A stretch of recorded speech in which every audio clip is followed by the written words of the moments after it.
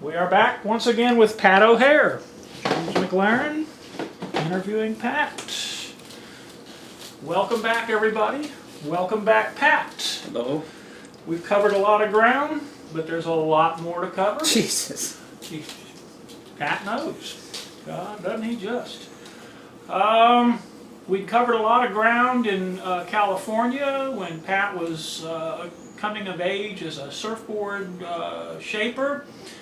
And perhaps on this segment, we'd like to ask more about the fine details of shaping. And I guess I'll start with the obvious question. Who was the first surfboard manufacturer or company or enterprise that you shaped for? Okay. On the West Coast. On the West Coast. Myself. I became one of those backyard shapers. Garage Soul. Yeah. Okay. I had no tools except a shore form and sandpaper and a block. I've done that. Yes. And skinned the blank with a fork. Yeah. I don't know what I skimmed it, but I didn't use tools that I should have used, you know. And but I would get them professionally glassed by Lyman, who was up in Torrance Beach. He was not many people know about Lyman, but he was a good man, and he tried to help me as much as he could. He meant well. Yeah, he meant well, and and the thing that saved my boards was his work. I mean, I could see the things I did wrong afterwards, you know, after Really? the fact, but I couldn't see it while I was doing it, or I wouldn't have had it glassed yet, you know. And That's the reason. he'd tell me with each board I brought in there, Pat, what are you doing? No, that's No, not he how. didn't say that, but he said you need to do this. You need to get a bigger shore form, and we used planers, which I never got to the planer thing.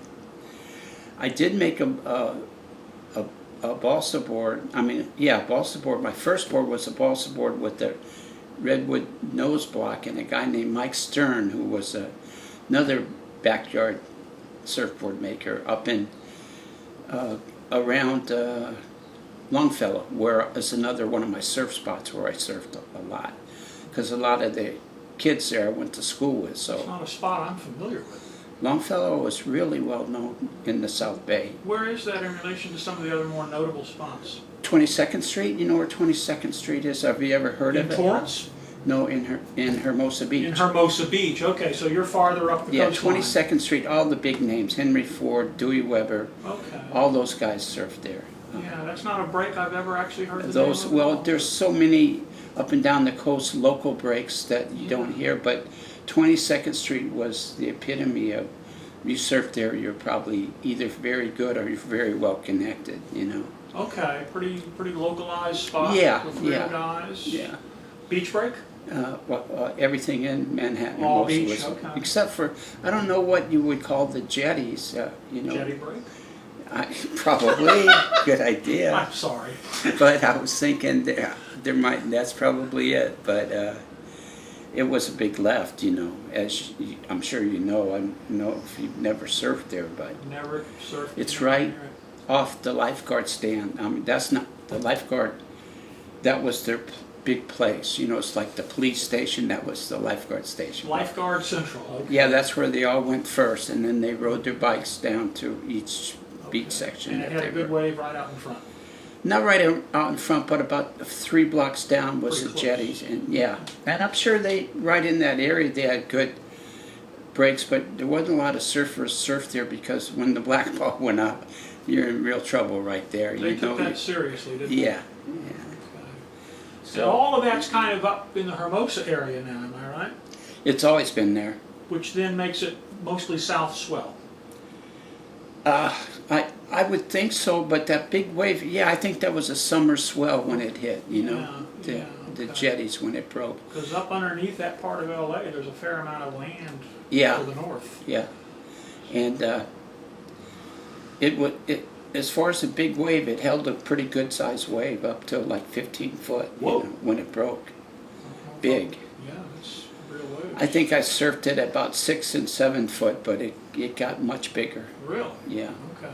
And all heavy But rings it had to around be there. a swell for it to get bigger. It just didn't get bigger on its own. Understood, okay, yeah. So And, southern hemi, Yeah. hurricane swells from off of Mexico and all that. And I'm guessing it was beautiful sunny days and glassy and the whole. It pretty much was. I never spent a lot of time there. I surfed there once or twice, and I surfed Hermosa and Redondo a lot because my parents moved into Redondo Beach, right on the border between Redondo and Hermosa, where the electric plant was, and ultimately the chart house, Okay. Joey okay. Cabell's. Yeah, there's a name for the spot right there, the pipe or something that sticks out, or some little jetty there by that power plant. There is a place called that. I'm not sure. I never surfed it that I know of. Okay, yeah. I only started surfing off of Hermosa, that southern Hermosa, late because my parents moved down there, and Okay, it brought you right to it. yeah, what are you gonna do? You can't go wrong. One good surf spot to another. Oh no, what am I going to do? The waves are really good over here too. Yeah. Oh no. So I surfed that. I'd already moved away from home then, but I did surf that when I came back for a little while. Okay. I stayed okay. with my parents, and I was working for Greg, so Okay. it was And a place to go. garage soul shaping, and you had these people glassing, and you said one of them lived or worked out of the area up there at Hermosa. Yeah, in Torrance, North Torrance it was Torrance, called. okay. Yeah, which is Hermosa runs into Torrance, and It's like here in Florida. It's just one beach. And Yeah, everything's just one kinda- beach, yeah. Yeah. There's no. Yeah. Okay. yeah. So we're getting tips from people that are glassing, and we're continuing to shape using our. And Mike Stern was helping me because, like I said, the first board I did was balsa with a redwood nose block, and then, That had to be hard to do. oh God. But I was like 16, 17. It wasn't, physically, I enjoyed it, but I couldn't do it today, not with the tools I have. Oh no! I can't. Also, it's just one of those things. Yeah, Yeah. yeah. Very And, fussy. and it's a beautiful board when it's done, but Yeah. it's not practical anymore, even if you channel it, as far It's as a I'm for concerned. show item. Yeah. It's a look at me kind of a Yeah. thing. Yeah, that's unfortunately just the way it is. And there are guys that still surf it, but I feel that way too, that There's perhaps, what are you going to do? Unless you live in Ecuador and you can't get phone. yes, you're going to make it, yeah. That's pretty much how it has to be. Okay, so you're getting glassed and you're shaping out of the garage. At some point you move from the garage to somebody's operation. No, I did glass. I did work on boards with Alan Geach, like I said. Right. And Ricky started shaping it at Greg's. Right. But I think it was after the thumb incident. I think Greg felt like if he taught him the shape, then he wouldn't be as mad about his thumb. Okay. Oh. I never put if that anybody's together. looking at this segment and hasn't seen the thumb segment, stop what you're doing and Yeah. go back and because that's good stuff. But Ricky's a good craftsman too, so it came easy to him. He became good at shaping, or at least it's the way I looked at it. I'm sure there's better guys there at Greg's, but by this time he had 2 or 3 guys. His name was Goldberg, or the one I told you about the fight with him and Greg when they came back from the islands. Yeah, with the Wes steel trucks they were denting. Wes Goldberg, or something like that. Right. And Tom. Okay, so how many boards did you shape before you actually moved in under a roof at Greg's? Quite a few by the time then. I did about 3-4 boards a summer, and I would have Lyman glass them, and I would sell them. And Okay, people are buying your products. You're already that good. That says something. yeah, I'm not sure. You may not be the Yeah, best, but yeah. you can't be the worst. No, Okay, because they sold. And you got to start somewhere. Yeah, Okay. and they were light. They were really light. Okay. I think I actually bought the blank from Lyman too. I don't know where else I would have got it. I can't remember. I was going to ask about Yeah. who's supplying the phone, but yeah. Yeah, and he probably bought them from Walker. Yeah, Walker. Yeah. Okay. and And the balsa board I made, this is a great story, okay? Tell me the story. You can't tell anybody this story. Okay, no telling, guys. This is just between us. I had made it, and I didn't know how to finish it. I glassed it, and somehow I got the fin on there, and but it wasn't hot coated, okay? And I hadn't got to the point where I was going to talk to Mike Stern about it, not Stang. Stang's a different Mike. Mike Stang is the guy with big waves. Big waves, okay. Big waves, and big heart. Yeah, you said. Yeah, and so what happened? Well, I left it in my backyard for a long time, and there was a guy, Dave Hill, that was moved to Manhattan Beach, and had a nice house. He was a contractor. Building contractor, and he was building on the house next to where we lived, and he was looking at that. He was watching this board sit. Yeah, he goes, "You want to sell? You want to sell this?" He goes, he says, "I'll give you $75." I didn't even offer him a price. He said, "I'll give you $75 for it." That's a lot of money back in those days. That's what a new balsa board cost, actually. Wow, that's. Yeah, and it's not finished, but it is a better shape, and that was the first one I did, you know. Okay, yeah. And real stuff. Because Mike Stern helped me finish it, you know. He told me what I was doing. He didn't do any work. He was kind of an intellectual. He went to high school with me, but he was a real smart guy, and so I said, okay. So of course, the work was never finished before no. you sold it? So I'm sure he took it down to the beach and put it in the sand, and when he picked it up, oh no! Yeah, and I wasn't thinking ahead. I wasn't thinking at all. I'm just thinking of that $75. Ooh, ouch! And he got even with me later, about a year later, when I went to work for him. He had me take all the plywood for the floors to the top floor, take those up. Ouch! And Wally, who had got me the job there, says he is still pissed. No way! So you kind of just by mistake. Yeah, it really wasn't my fault. He was excited to be in that area, and he thought he was getting some local talent, you know. Okay, comedy of errors. Oh, that's yeah. Did the board ever get finished? Did anybody ever finally come along and put a finish coat on it, or was it just one of them? I wasn't about that. You never saw it in the lineup anywhere. No, I never saw it in the lineup. You would have recognized it. Yeah, and his daughter was Carol Hill, who eventually got married to Irons. Which Irons? Bill Irons. I think, I'm not positive, but I'm pretty sure Bill married Carol, and they moved to the islands, and I think that's the father. Of Andy and Bruce? And yeah. Okay, yeah, yeah. Because they mentioned their uncle, who was a really good surfer, and I don't know that Bill was. I think he was probably he knew all the big name surfers. I mean, when at their wedding, everyone was there. Okay, he was in the middle of it. Yeah, and but he probably was a decent surfer. You know, I just don't know. Yeah. And he said, my uncle looks like he's squashing cockroaches when he surfs, and that would be it. You know, what was his name? Rick Irons. Rick Irons. Yeah. Yeah. And he was a great surfer, and he did. It was at the end of the stylizing era. Okay, you know, we were all stylizing. But I'm pretty sure they are the parents of the Irons. Yeah.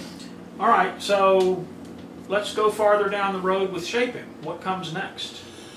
Well, what comes next is me and Ricky decide to go to Florida. Now, did you shape for Greg in Greg's factory? Okay, or did that come afterwards? It actually came afterwards, but Greg made me tell everybody that that he taught me to shape. So what am I gonna do? Okay. It's okay. It's so that was about the time that Greg came out with the Tommy McRoberts paddle. Okay, because I know that you shaped for Greg, yeah. And I know that you were. And I did a couple times. I mean, I went out there and worked for him. Okay, but that was after the trip to Florida. Yeah. Okay, so I have the chronology all wrong in no, my you head. don't, because Greg tried to change the chronology. Well, Greg's never talked to me, so I'm very sorry. I can't use that as an excuse. Well, when we were making this deal, I was supposed to get $25 a board for every one he made. That's nice. Well, I never saw it though. Well, that's not nice. That's not nice. But that's just That's another Greg story. that's another great story. And I can't wait to hear them all. he told me at the time that we made this deal, he says, "You got to, I want to put in there that you worked for me before." And I went, "Well, you know, everybody I know in California is going to say, no, he You didn't. never did. Why are you saying Except this? washing your windows when he was 15. The Grammy thing. You know, so Okay. that is one of those things that's gone on forever. That's funny. And That's I did go funny. back. I did go to work for him a couple times. Okay, so we'll get into all of that when Yeah. the time comes. So basically now, all right, no wonder I'm so wrong. So you did what you did, and then somehow following that, you and Rick moved to Florida. But in the meantime, I had worked for Alan Geach for about a year, so I knew all the aspects of finishing a now board. you're working with Geach.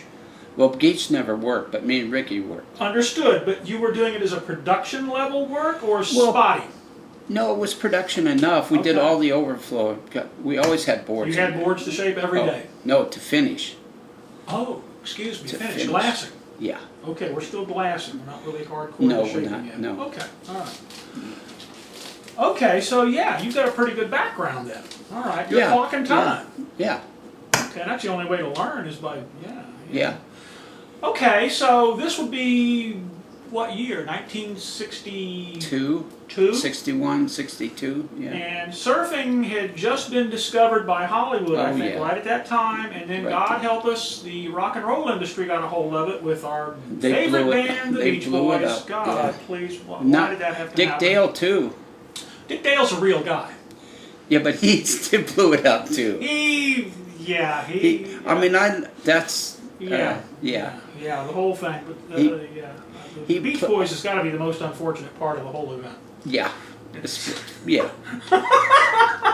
What are you going to say? What? God bless you can't them. do it. Yeah, God bless them. They got a job to do too. Okay.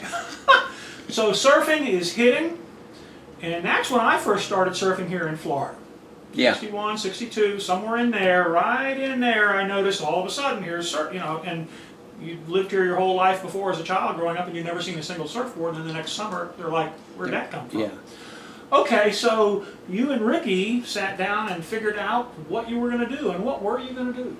Well, at that age, 21, 22, I think Ricky was 2 years younger than me. We didn't figure anything out. We just did it. We didn't think about it. We knew we couldn't make boards there because at that time, the amount of manufacturers in Manhattan, Hermosa, was equivalent to the amount of shops here. That's a lot of shops. Yeah, I mean, it was just, you couldn't, A lot of competition. and big name competition. Fully established, Yeah. not going anywhere. Yeah. So we decided we'll go to Florida. And I think Ricky really planned to stay. I mean, that was his idea. Me, I was just going for a year and have some It's fun. an And, adventure. yes. And then Okay. go home. How did you hear about Florida? How did that Oh, it was work? the surf capades that Murphy put on in the Atlantic. I have no recollection of It any was such a thing. surf magazine had a whole edition of it, and the waves were looked big, like 6, 7 foot, 8 foot. you Best know. day of the whole year, and they happened to be there with a camera. Yeah, right. And a contest. And it's always better to be lucky than and smart. glassy. And yeah. So it was beautiful waves, and they gave it a good spread, like 3 or 4 pages. It was just like, Really? we couldn't wait. Yeah, it was Okay, big. So I think probably Murphy sent it all in. he was a promoter. Yeah, he was a promoter, and he was originally from Oceanside or San Diego, someplace like that. So he had connections in Okay. California. Yeah. So we came up through Jacksonville, I guess we're Route 10, whatever that was, up there in that area. Okay. That goes through the Panhandle. Yeah. That's the way we went. And on the way here, we stopped at a place in Texas to eat. Okay? Texas. Texas. And we'd eat at this cafeteria-style restaurant, but we didn't realize that we were in the black section of the restaurant. Nobody cares anyway, but They did then. maybe they did. They Oh, did no, then. No, I never no, even thought about it, and no. we pissed everybody off. Oh, that's terrible. The blacks and the whites, and we took our food and left. Wow. Ate it in the car. Wow. I mean, I'd never been around anything like that, you know. Welcome to the South. Yeah. Ugh. And it was, and This they is- actually had 2 doors, but we didn't even. You don't even think about it. No, I didn't. You know. You've never seen a water fountains with white and color. They had them there. When I was a little kid, I remember seeing that at the NCO club. My dad was in the Air Force. Horrifying stuff. It was. Well, Horrifying. yeah. Okay, so let's get out of Texas. We did. Good for you. We did. We did. We Eh, never made that mistake the rest of the way. Yikes. Yeah. Whatever that mistake was. Not knowing the local culture. Both Yeah. good and bad. Okay, so we're coming to Florida. Tra-la-la. Yep. And we're first places we hit are we missed the Destin and all those beach places there. On the Gulf. Yeah, because we're up a little bit higher. That's right. 10 doesn't touch the water at all. No. And we go through Tallahassee, at least the outskirts of Tallahassee, into Jacksonville, and we go down the coast from Jacksonville all the way down. And then we stop in Cocoa Beach, and the waves look good. We surf there. That was the first surf destination in Florida?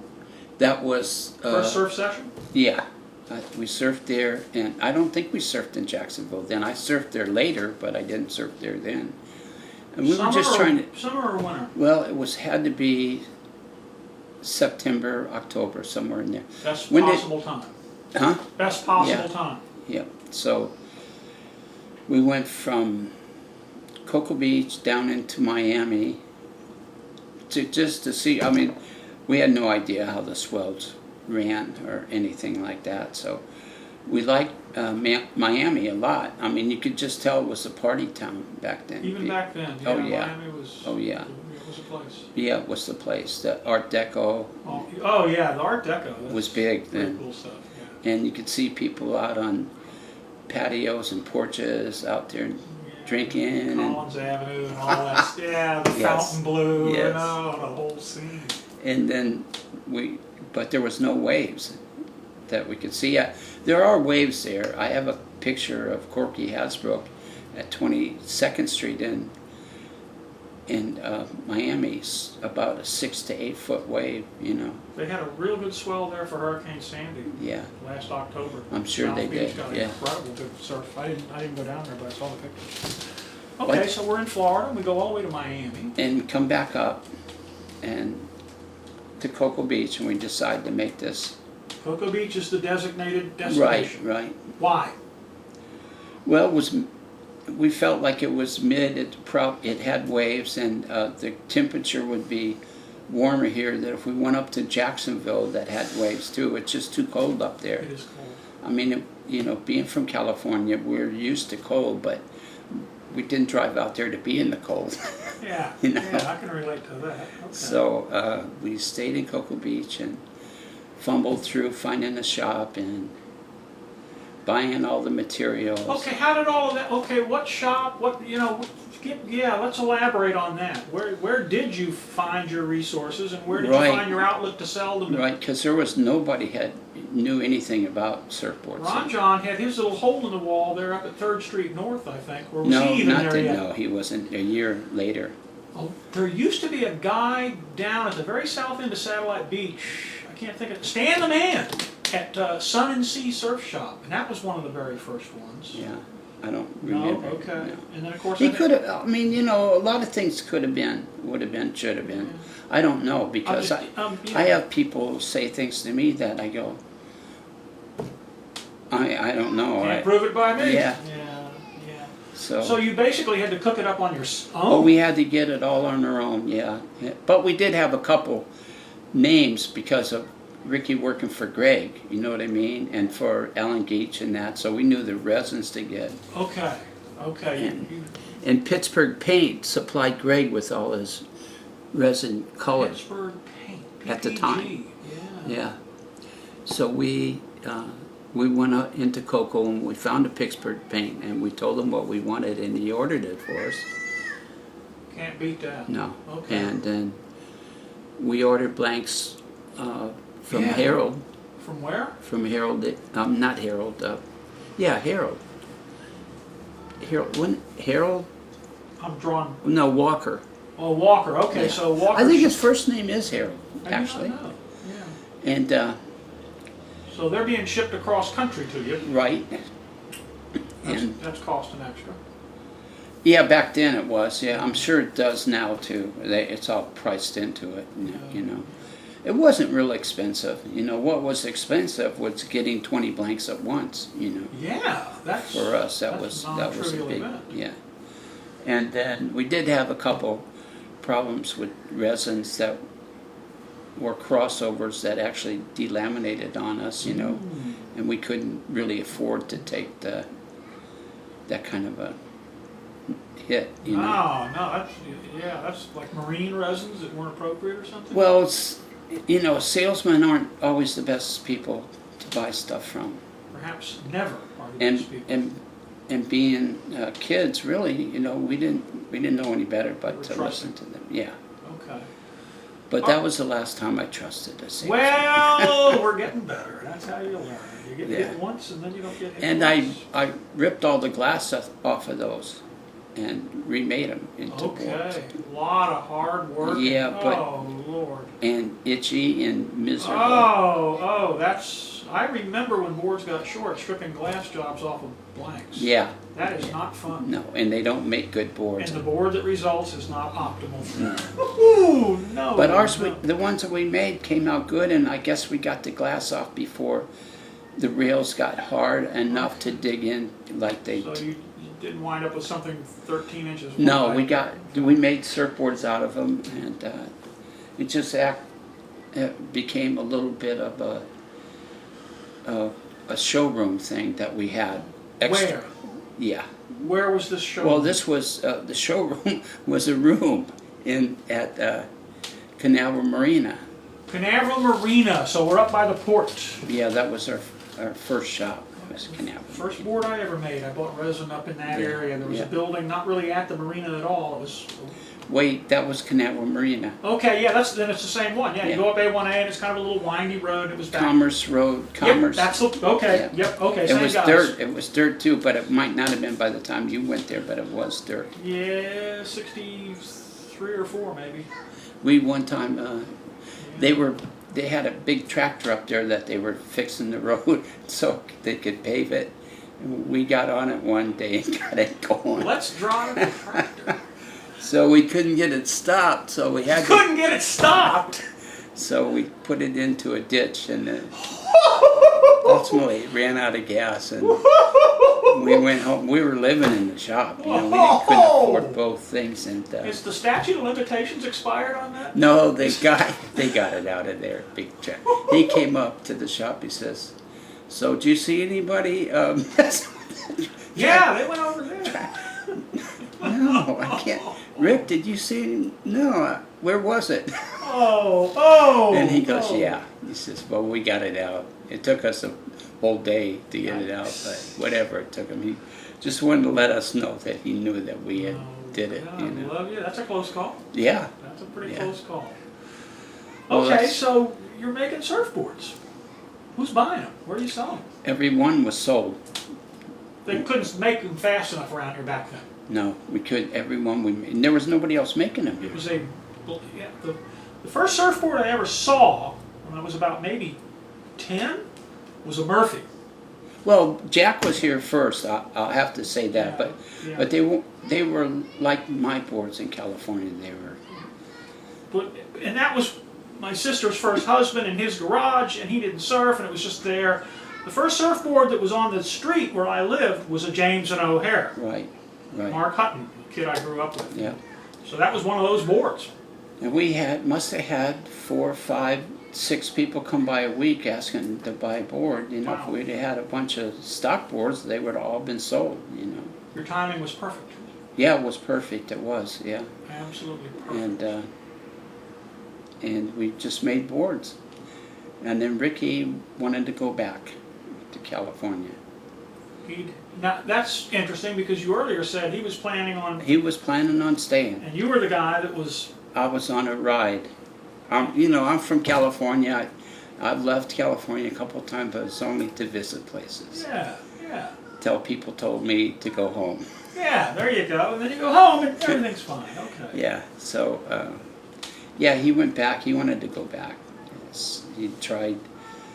He realized he wanted to get back with his girlfriend or whatever. One of those. Now, this is after how long out here making boards? A year? Less? A year, probably less. The last quarter of the time here, Ricky was trying to submarine our business because Lovely. he wanted me to go with him. He didn't want.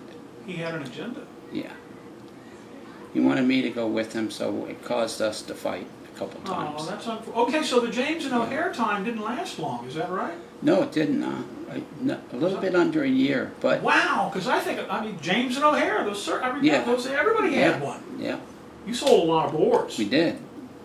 We did at the You made time a for lot of here, boards.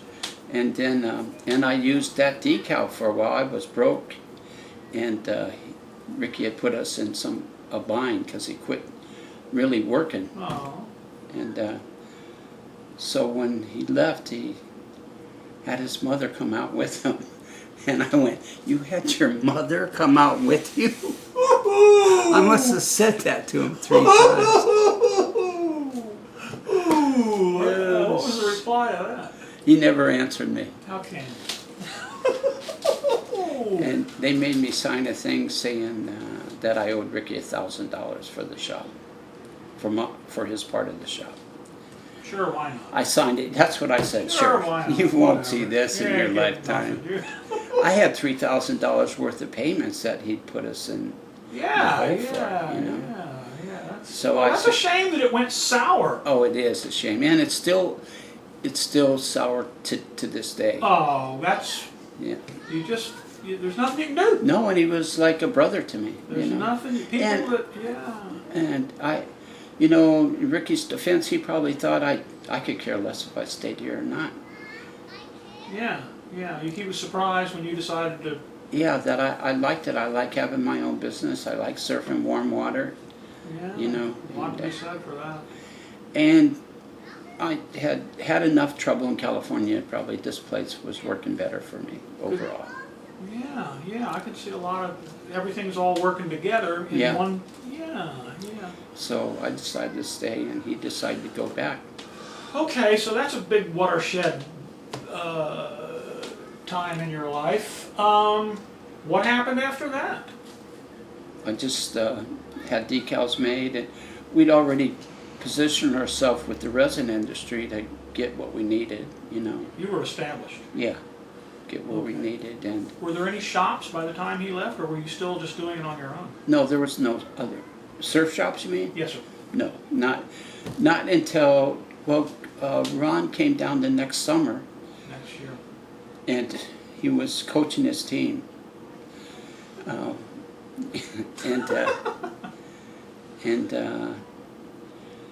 And Campbell came out.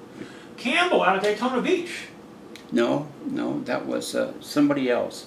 Okay, there was a Campbell There at was Daytona Beach. actually Campbell was here when I drove into Cocoa Beach. We went through Daytona. I can remember what a guy named Arthur Coates. Miller. His name was Miller.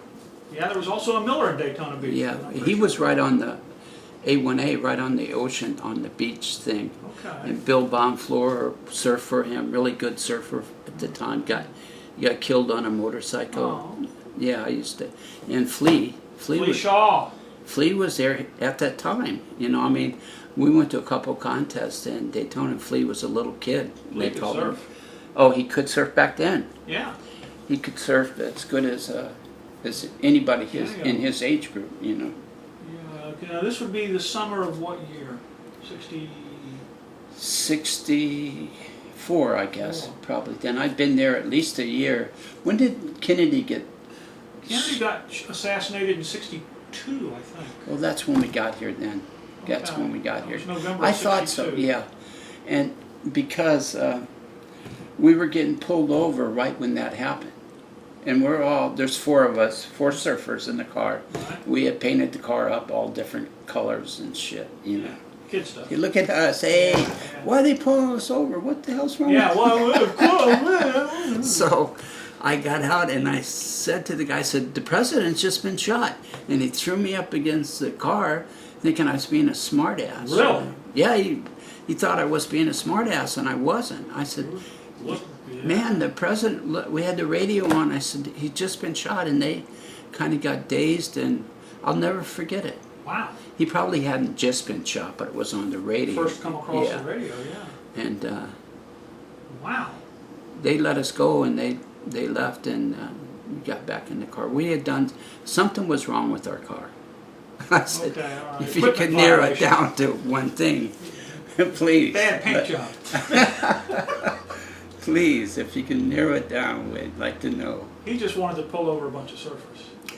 Well, we were aggravating them, you know, Of being course. being surfers. yeah. In the early '60s. Right. With that hair and Right. all of that. Oh yeah, and the music and okay, yeah. Yeah, it was nuts. So Ricky went home and you stayed put.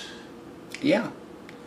We by that time we had rented an apartment. We were doing good enough. We had an apartment. Where at? It was down in Cape Canaveral, one of those apartments. In the ghetto. I couldn't even find it now if I was to look for it. Probably townhomes now or something. And before that, we lived with Danny Dawson. He had a cabana on the beach in North Cape Canaveral. It was right on the beach. It's still there. Up near the Applegate house? Yeah, it's pretty close to the Applegate house. There was two of them. We lived in the front one. And we never surfed. Didn't seem like there was ever waves up there. no waves ever Yes. that I know of. But now Cherry Down seems to break. But that was like walking out into the country. Yeah, Mosquito. all pine trees and stuff. Yeah. And so I stayed. I was happy. I was happy that Ricky left because he was dragging his feet about everything. You know? Okay, so an anchor that was dragging you bed down got it leaked. Yeah, Okay. especially with what he was going through. Shame that it had to happen. Yeah, that way, it is because he was a close friend. Unfortunate. Okay, we've been talking for almost a half an hour, and I think this is a good place to break.